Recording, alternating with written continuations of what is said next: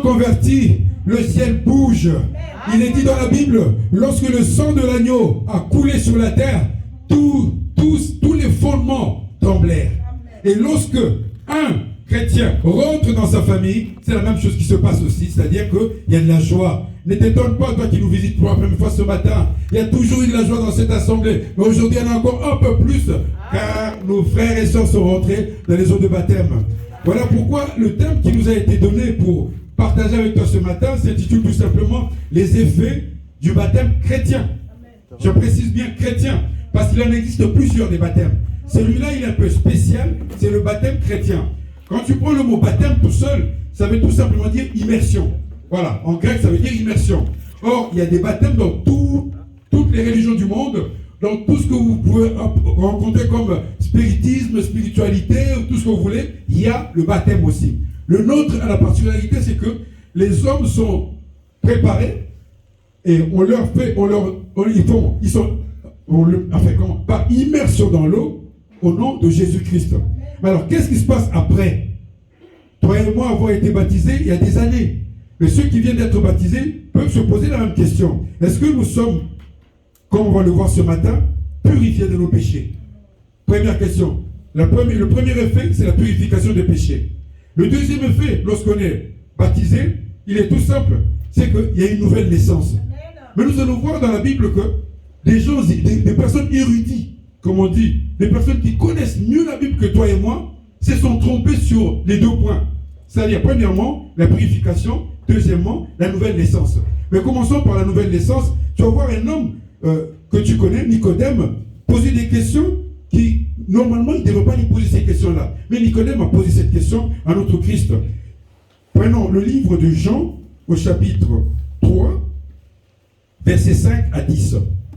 Et que nous aimerions que parmi nos jeunes naissants, vraiment on va dire ceux qui viennent de naître, que l'un ou l'une d'elles prenne le micro pour nous lire ce texte-là, qui est tout simplement Jean, chapitre 3, versets 5 à 10. N'aie pas peur, mon frère, n'aie pas peur, ma soeur. Prends le micro et lis pour nous ce texte. Il te fera du bien à toi aussi. Jean chapitre 3, versets 5 à 10. Amen, amen. Amen. Pas de volontaire? Ah, bien sûr. Voilà. Prends le micro. Jean 3, versets 5 à 10. Frères et sœurs, on peut honorer la parole de notre Dieu en se mettant debout, s'il te plaît. Je lis la parole de Dieu. Amen. Amen. Jésus répondit, en vérité, je te le dis, si un homme ne naît d'eau et d'esprit, il ne peut entrer dans le royaume de Dieu. Ce qui est né de la chair est chair, et ce qui est né de l'esprit est esprit. Ne t'étonne pas que je t'ai dit, il faut que vous naissiez de nouveau. Le vent souffle où il veut, et tu en entends le bruit, mais tu ne sais d'où il vient, ni où il va. Il en est ainsi de tout homme qui est né de l'esprit. Nicodème lui dit, comment cela peut-il se faire? Jésus lui répondit, tu es le docteur d'Israël, et tu ne sais pas ces choses. Amen. Parole du Seigneur. On reste debout. Donne gloire à ta parole ce matin, Père. Bénis ceux qui sont venus à toi ce matin. Chacun est venu avec quelque chose et il voudrait recevoir de toi. Père, prends la place qui est la tienne, c'est-à-dire la première. Que ceux qui sont dans le doute, comme tu l'as dit dans ta parole, que vos cœurs ne se troublent point. Que ceux qui ont été baptisés, que ce matin, ils commencent une grande histoire avec toi. Tu es le Dieu de la puissance. Tu es le Dieu qui ne tarde jamais à agir. Père, sois le commencement et la fin de ce lieu de culte et que nous soyons toujours dans la joie. Dans le nom de ceux qui nous avaient supplié. Amen. On peut s'asseoir, mes frères et sœurs. Nicodème, docteur de la loi, pose la question à Jésus-Christ, c'est quoi la nouvelle naissance? Dois-je rentrer encore dans le ventre de ma mère et ressortir encore pour être un nouveau-né? Non, lui dit Jésus. Tu es un docteur de la loi. Un docteur de la loi, c'est-à-dire qui connaît qu'est-ce que c'est la parole. Le docteur de la loi, c'est tout simplement un enseignant. Un homme à qui Dieu met un savoir, non seulement pour le déverser, mais pour permettre à ceux qui ne connaissent pas, qui s'approchent de Dieu. Docteur de la loi, il ignore ce que c'est la nouvelle naissance. Toi et moi avons été baptisés. Pour ceux qui n'ont pas été baptisés, ce n'est pas un problème. Tu peux t'inscrire. Avons-nous compris ce que c'est la nouvelle naissance?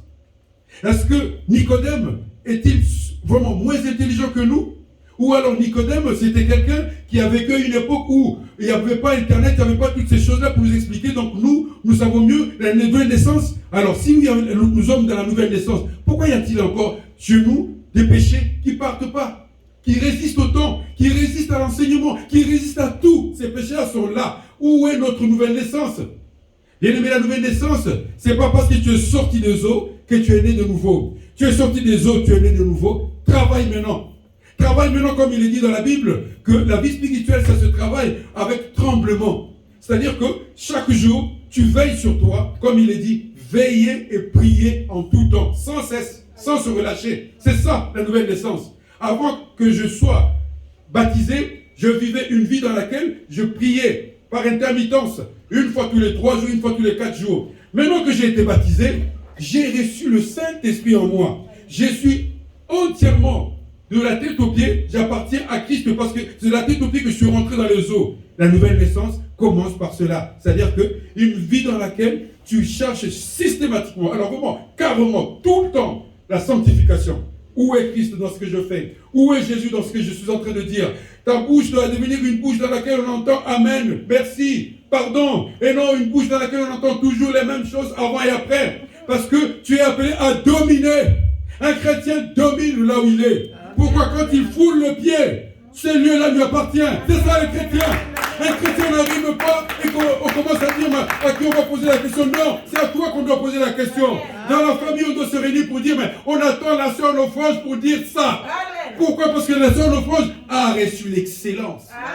L'esprit d'excellence est rentré en elle. L'esprit de force est rentré en elle. L'esprit de connaissance est rentré en elle. Voilà pourquoi on t'attend. Il ne faut pas qu'on t'attende pour murmurer. Non, non, non. On ne t'attend plus là-bas. C'est fini. C'est ça la nouvelle naissance. Et la deuxième question que nous sommes posée, c'était de savoir si nous étions vraiment purifiés. Prenons Jean 4. Jean 4, versets 20 à 23. C'est une histoire que nous connaissons tous. C'est la femme samaritaine.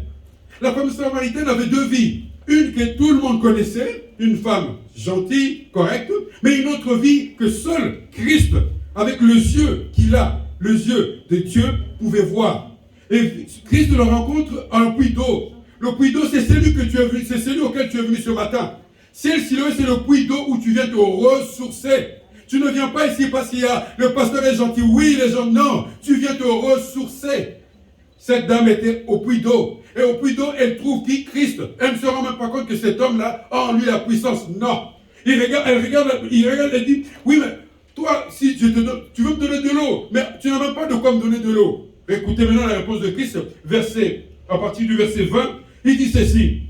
Nos pères, ça c'est la dame qui parle, nos pères ont adoré sur cette montagne. Et vous dites, vous, que le lieu où il faut adorer est à Jérusalem. Femme, lui dit Christ, Jésus, crois-moi, l'heure vient où on ne sera ni sur cette montagne, ni à Jérusalem, que vous adorerez le Père. Vous adorerez le Père, vous adorez ce que vous ne connaissez pas, nous adorons ce que nous connaissons, car le salut vient des Juifs. Verset 23, le plus important, mais l'heure vient, elle est déjà venue, où les vrais adorateurs adoreront le Père en esprit et en vérité, car ce sont là les adorateurs que le Père demande. Alors l'adoration, ce matin, tu étais heureux, j'étais heureux, parce que nous avons adoré. Oui, mais l'adoration dont tu es en train de parler ici, que ta lumière luise partout où tu passeras.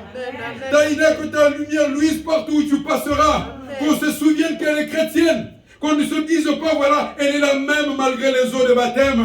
L'adoration. L'adoration, c'est lorsque tu mets ta chemise, tu mets ton pantalon. Le gars, il dit, celui-là, c'est un chrétien, c'est pas comme tout le monde. Le jour où tu mets ta robe, où tu rentres dans un lieu, on dit, cette personne, même quand elle parle, c'est l'adoration qui sort d'elle. Voilà l'adoration, mon frère. Voilà l'adoration. C'est pas l'adoration que nous venons de faire ici, c'est la joie. Nous avons exprimé ce que nos cœurs voulaient exprimer. Mais une fois fini, sorti d'ici, et l'adoration comme coutume, comme habitude, tous les jours. N'attends pas quand j'irai à Jérusalem, quand j'irai au puits, au puits ici, cette nouvelle alliance. Non, quand j'irai à Jérusalem, quand j'irai à cette nouvelle alliance, je vais montrer au pasteur que je suis vraiment un gars bien propre, je parle bien, je respecte. Non, l'adoration, c'est au dehors. Bien aimé, voilà le peu que Dieu m'avait mis à cœur de partager avec toi ce matin. S'il a trouvé, si ces petites choses que Dieu partage avec toi ont trouvé une place dans ton cœur, que la gloire de notre Seigneur Jésus-Christ se manifeste en ces lieux de prière. Bien, nous allons passer à la table du Seigneur. Et avant cela, nous voulons tout simplement vous donner les 3 petites conditions pour lesquelles nous voulons que tu viennes avec nous partager ce pain. C'est-à-dire que tu sois baptisé par immersion dans l'eau. Immersion dans l'eau comme on l'a vu hier. Ensuite, par le nom puissant de notre Seigneur Jésus-Christ.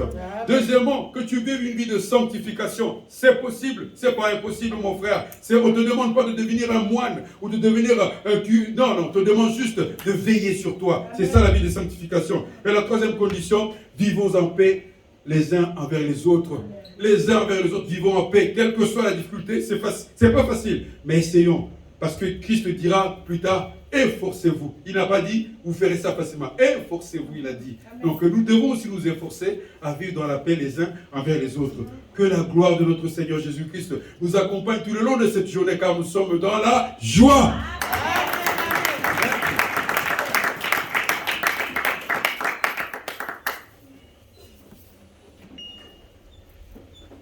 Alléluia.